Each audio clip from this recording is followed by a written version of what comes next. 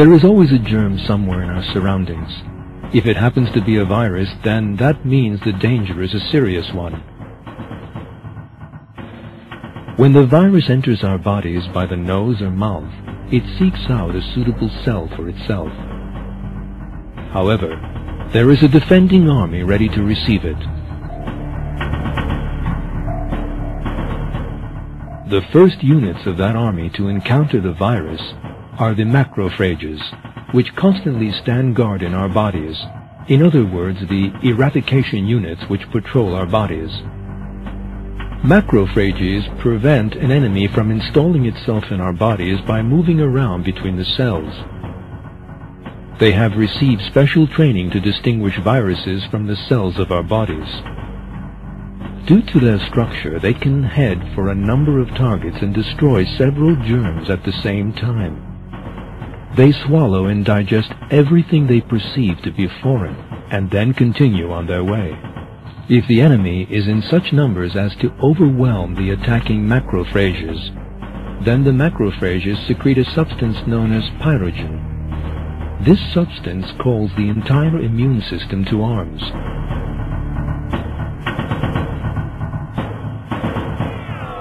Pyrogen also stimulates the temperature-rising center of the brain, causing a fever. A person whose temperature is going up will naturally feel the need to rest. He is thus prevented from expending his energy in any other way, and all the body's energy is diverted to the war. Before the war begins, it is essential for the defense system to have knowledge of its enemy and to gather intelligence.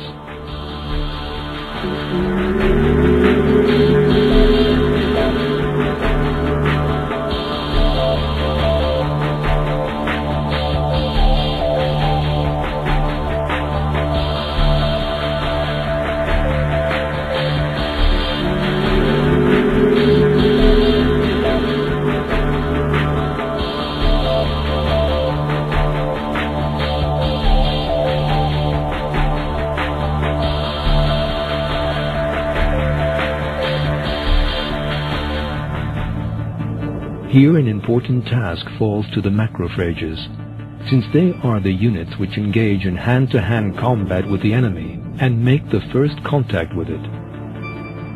To that end, when the macrophages catches and swallows a virus, it carries a part unique to the virus as an information packet in such a way as to be recognizable from the outside. This is intelligence information prepared for the immune system's helper T cells.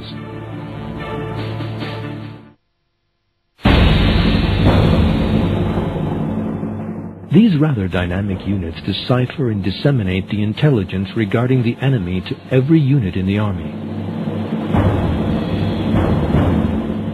As soon as they receive the intelligence, the helper T cells first warn the other cells about the enemy threat. They give off a molecule known as lymphokine to do this. This chemical message is the war cry which immediately sends the other cells into action. Thus begins the production of antibodies in the B lymphocytes, which are waiting to neutralize the foe. Because of this strategic duty, B lymphocytes are like weapon-producing factories. The antibodies, produced by the analysis of the intelligence, resemble rockets specially targeted at the enemy. The B cells' antibody production takes place at an astonishing speed. They produce thousands of antibodies a second.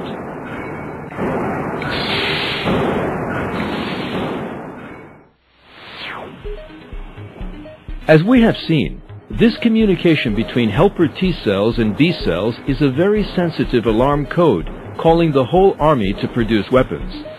Emergency mobilization has now been declared in the body, which is now engaged in total war.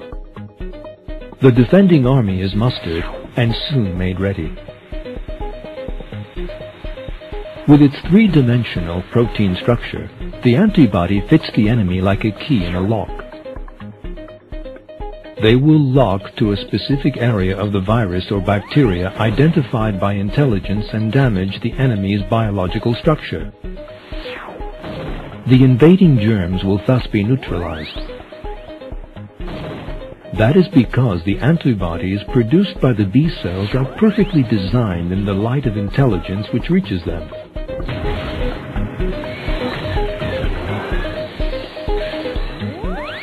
This resembles a tank being struck by a guided missile on the battlefield.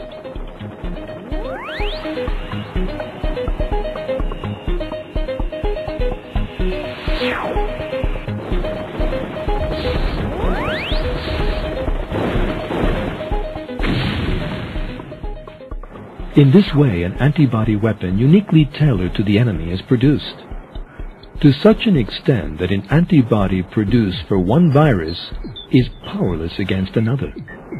This sensitive antibody production resembles making keys to match millions of different locks.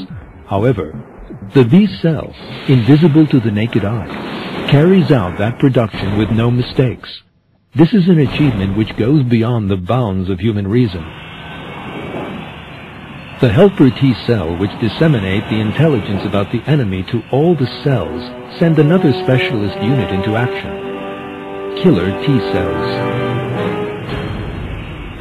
The viruses are neutralized by the antibodies produced. However, invading viruses generally adopt very cunning strategies. Once a virus enters a cell, the antibodies are unable to reach it. Viruses sometimes hide so well inside the cell that neither antibodies nor killer T cells are even aware of their presence. This is because everything looks normal from the outside. Yet despite that, the immune system still senses the presence of something abnormal. In that event, the killer T cells destroy the sickly cell invaded by the virus.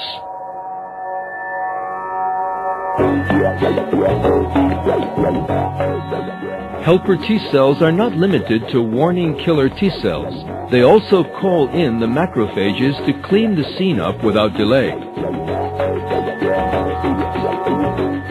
There is a great intelligence behind this behavior because the killer T cells first have to distinguish between normal cells and those in which the enemy is concealed. When they find an occupied cell, they destroy it by injecting a chemical substance into it.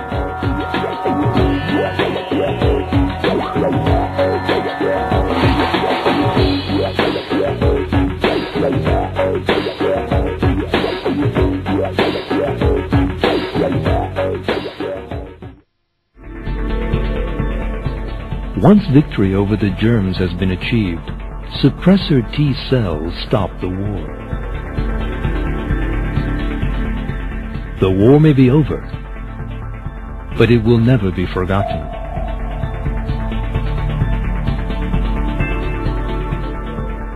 Some B cells which served during the conflict are given long lives and keep the molecular records of the past invaders. The aim behind this is to accelerate any possible war which might break out in the future. When the same enemy is encountered again, the appropriate weapon to deal with it will be produced in a shorter space of time. Memory cells live longer than other cells. Furthermore, they divide at the end of their lives, and the information about a past war is handed on to new memory cells.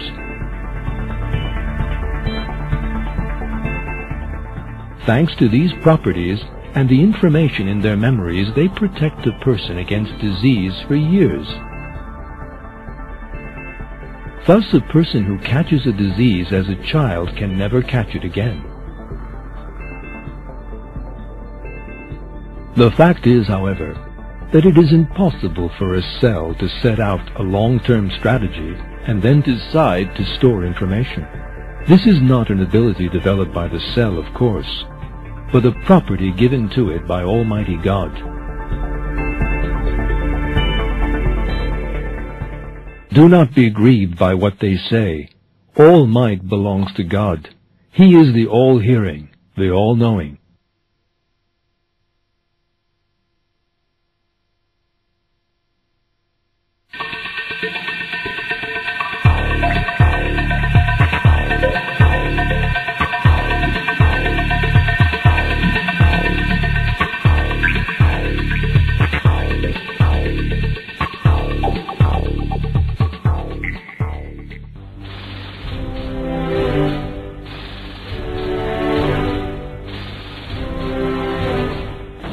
A great war is waged against any germ entering our bodies. The heroes of that war have received no military training.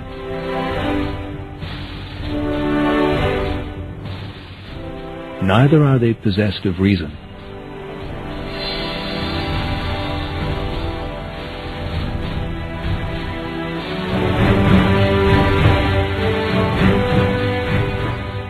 The heroes of this war are minute cells, millions of which would fit into a single full stop. Moreover, this army does not just fight the war. It also determines its own military strategies and produces its own weapons.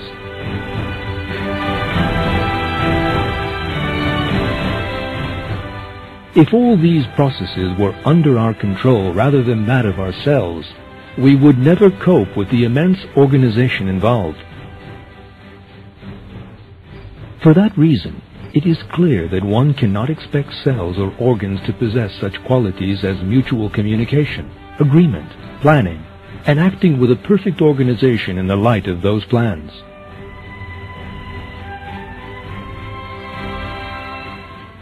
Just think. What we are dealing with here is a few organs and 1 trillion or so cells.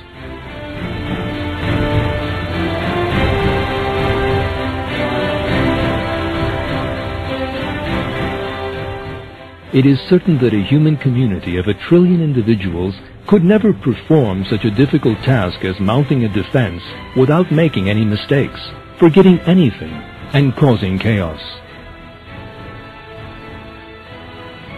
There is one single truth here which must definitely be admitted, and that is that it is Almighty God, Lord of infinite might, knowledge, and reason, who creates cells, as He does everything else in nature, be it great or small. The fact that it is Almighty God who restores people to health is revealed in the Quran by citing the examples of the word of the Prophet Ibrahim.